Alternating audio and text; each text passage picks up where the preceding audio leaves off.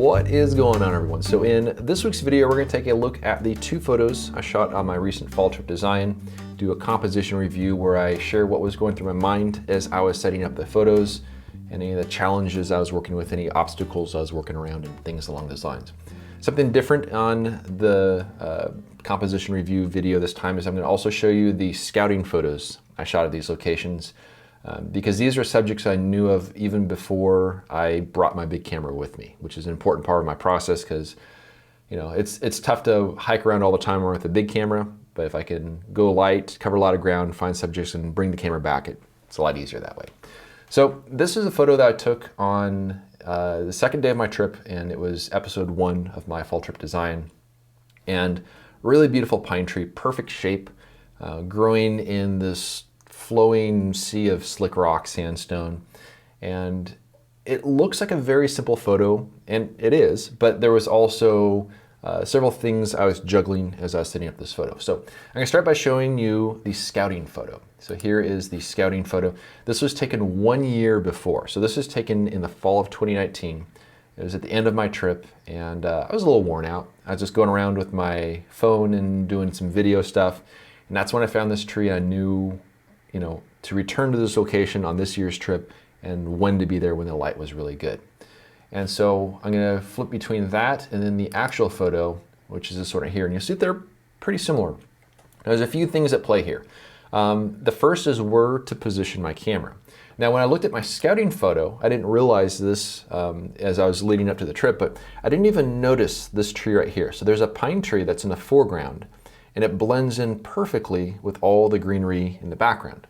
And so when I showed up to shoot the photo and suddenly there's this tree here, you know, when I'm viewing this in 3 dimensions and I see this thing kind of like poking up in front of the photo, it seemed like it was going to be a big distraction. But just in the same way that it blends in with the scouting photo, it also really blends in here as well. You just see the trunk there a little bit. So that's something where I was trying to position my camera so that this tree does blend in with all the greenery behind it. The next thing I was paying attention to was the base of this little tree over here. Now this might not seem like a big thing, but it's something I've noticed through the years when it comes time to, you know, photograph trees and stuff like that. I want to be able to see where that tree is rooted. I want to see that those roots are in the stone right here, as opposed to the sandstone wall chopping it off. Because as soon as that happens, you build up like a little bit of tension right in this area. And that's something I really want to avoid. So I moved around on the hillside until I found an area where this tree was blending in with this, and I can see the base of that tree. And I had several lenses with me. Initially, I thought that the lens I had, which is the closest match for this scene, which is a 450mm lens. At first, I thought that it's gonna be a little too narrow, but I think it actually works out quite well for this scene. So what I really loved about this scene was the sweeping lines of sandstone, both foreground and background, and then the symmetry of the tree. And when setting up the composition, I knew that I wanted to do a vertical composition, just as you see in my scouting photo. But what was tricky is the space right here with this little tree and the edge and that tree. So I made a very precise composition so as the space between the big tree and the little tree, and the space between the little tree and the edge is about the same. So I'm just kind of putting that tree right in the middle. And this is designed to minimize the distraction of this tree. Because the more you move the composition this way, and the closer this tree gets to the edge of the composition, it starts to gain more prominence in the composition. Likewise, if you start moving the composition this way a little bit more, this tree is now getting closer to the center, and this tree is getting kind of closer to the edge. So again, that tree is gaining more prominence in the composition. So I was able to kind of squeeze it right in an equal sized gap right there, and also show the trunk of it to minimize any sort of distraction with that tree. Another thing too, one of my biggest regrets when it comes to composition, and this is something after the fact, is that I don't have enough foreground in the composition. So if you look at my scouting photo, and if you look at this photo, you'll see that I added more foreground. And much in the exact same way, if I look at between the two of these images now, this feels like it has a perfect balance of foreground. This feels like it doesn't have enough. But also, with this scene right here, I end up having more of the top. And you see by aiming it down a little bit more, I have a simpler view up top. I don't have as much of the messiness up there. And I have a nice line that kind of grounds the composition down there. So that was my thought process with this one. And I'm very happy with the way that this one turned out. Let's look at the second photo. So this is the ash tree that's growing in the crack. And this is one where I took the scouting photo for this one.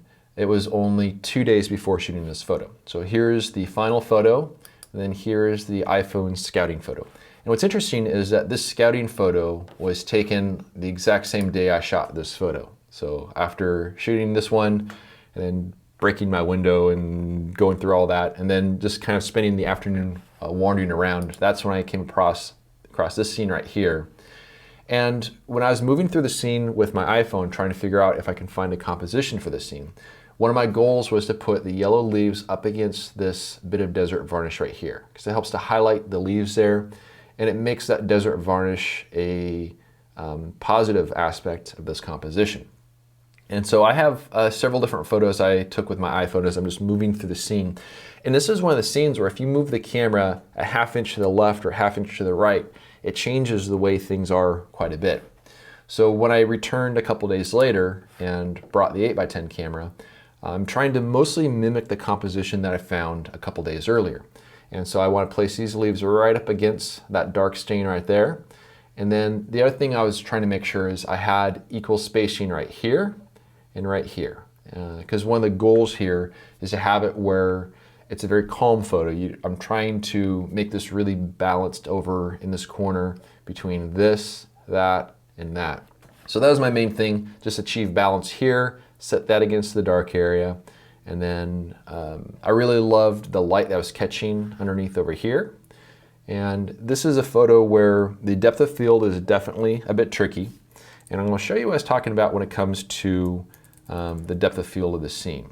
So this was taken at f32 on the 8x10, and I knew for certain that these leaves right here were going to be good and decent in focus. I knew that this area up here was going to be decent, but as I move more this way, it does fall a little bit out of focus. It's not a big deal, but you'll see it's not tack sharp. But also keep in mind that this file here on my computer, I'm zoomed in to 200%. And this image is currently, it's about a 46-inch by almost 57 inches as a file. So something that looks a little out of focus will look just fine in print. But in order to have this foreground wall here have something that's somewhat in focus, the plane of focus actually kind of skims right over there like that. And so I can't get this plus this plus this. So I got most of what I could, and I'm quite happy with the results. But just like the first photo, it's really a matter of having a good subject, having a clean composition, and having really good light. Those are the three ingredients you really need to have. The editing for this one is pretty simple. If I turn off my adjustment layers, here's the original scan. I scan it so that I'm not going to lose any detail in the highlights, so it's going to seem a little flat for the original scan. This curves adjustment pretty well matches the look of the film itself. And then I do a little bit of a dodging down in here with the curves and a layer mask. I reduce the yellow saturations a little bit, and then do a little tweak to the overall saturation to enhance the blues just a little bit. But that's about it for that one. And then this one, if I go to the Photoshop edits, if I turn off all the adjustment layers, there's original scan, which has a little more saturation than I'd like, and it's a little darker than I'd like. So I do a curves layer to brighten it up a little bit, another curves layer to brighten up this area, this curves layer to add a little more detail to the shadows.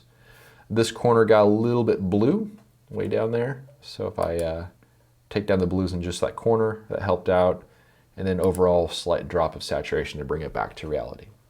But yeah, so that's how it all worked out. I'm pretty happy overall that I was able to get 2 solid photos from the trip. It would have been nice to have more, but you know, considering the magnitude of having such good light on these scenes, I was really, really happy with how they turned out. But I want to thank everyone for watching. We'll see you around next time.